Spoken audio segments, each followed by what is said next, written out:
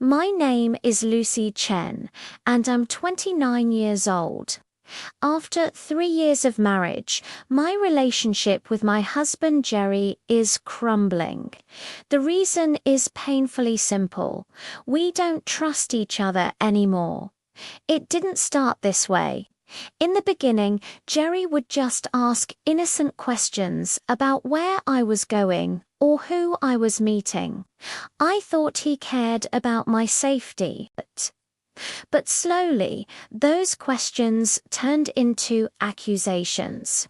He started checking grocery receipts, listening to my phone calls from the next room, and getting upset when I smiled at the mailman. I felt trapped in my own life, like a prisoner who had done nothing wrong. The truth is, I didn't trust Jerry either. He worked late every single night and took mysterious phone calls in his car. His phone was always locked with a password, and sometimes he came home smelling like unfamiliar perfume. We were both waiting for proof that the other was lying, turning our marriage into a silent battlefield. 2 months ago, everything fell apart completely. Jerry announced he was going to Florida for a business trip. He said his company was opening a new office in Miami. I didn't believe him, but I didn't argue. The day he left, I watched him pack beach clothes, sunglasses, and sunscreen into his suitcase. When Jerry was gone, I felt like I could breathe again. For the first time in months, I experienced freedom. I could leave the house without explaining myself or being questioned about every small decision. During this time, I decided to do something I'd always wanted. I started taking singing lessons. Jerry had always said they were a waste of money, but now I could make my own choices. My voice teacher was a man named Alan. He was kind, encouraging, and made me feel talented for the first time in years. He treated me like I was more than just Jerry's suspicious wife.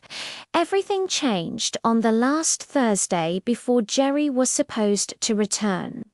My lesson ended at 8 in the evening.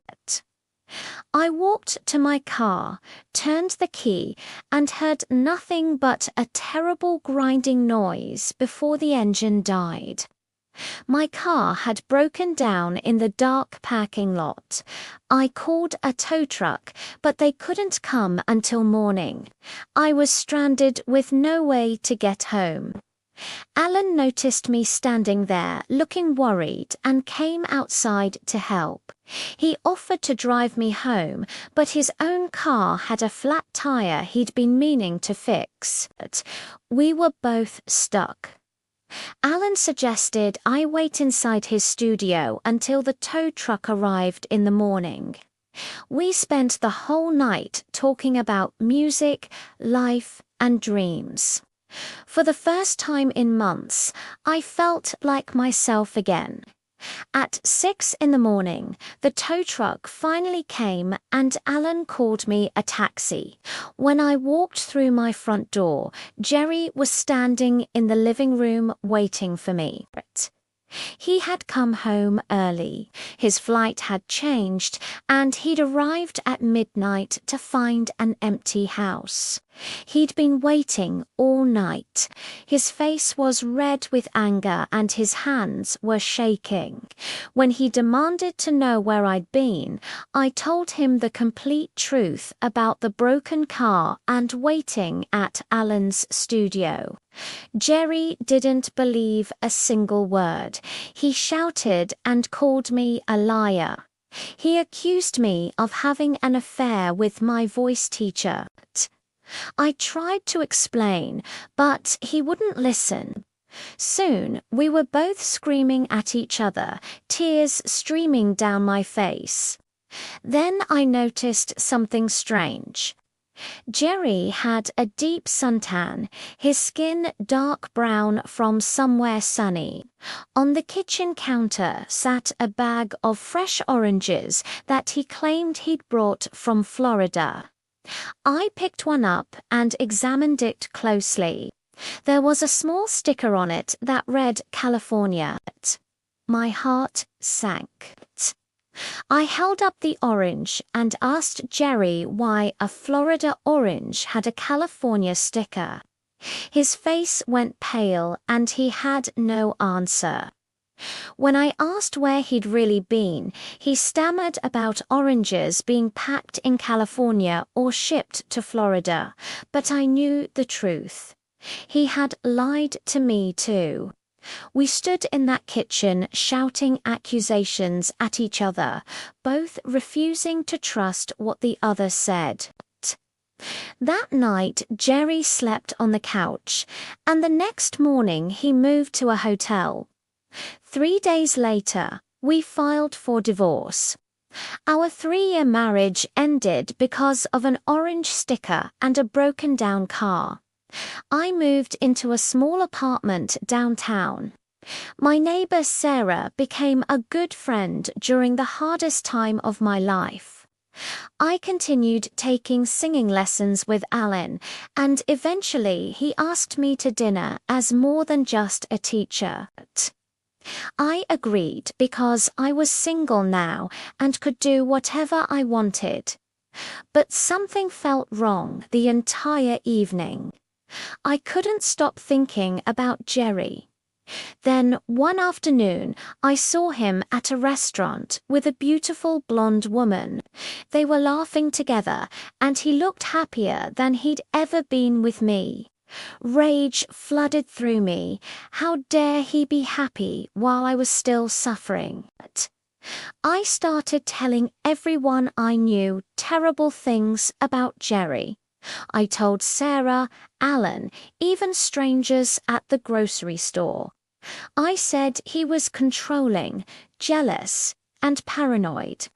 I claimed he'd probably been cheating on me the whole time and lied about going to Florida. I couldn't stop myself.